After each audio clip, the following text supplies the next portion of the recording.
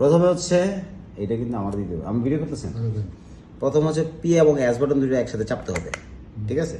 তো এখানে প্রোগ্রাম আসবে, প্রোগ্রাম আসার পরে 1 2 3 4 5 6 7 8 9 10 এর হচ্ছে এন এ, 11 হচ্ছে এন বি। তারপর আমি এসে যাব, এসে যাওয়ার পরে এটাকে অফ করে দিব। অফ করলে হচ্ছে সেভ করে দিব। সেভ করলে আমার অটোমেটিক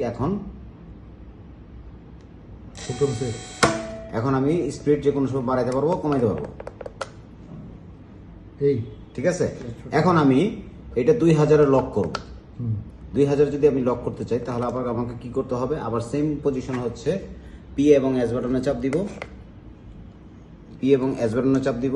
যাওয়ার পরে আবার সেম আমি নাম্বার 11 দ্যাট মিনস হচ্ছে এ বি, এন বিতে যাওয়ার পরে তারপর আমি আবার এখানে গিয়ে ক্লোজ করে দিব, মানে অন মানে হচ্ছে মোটর লক।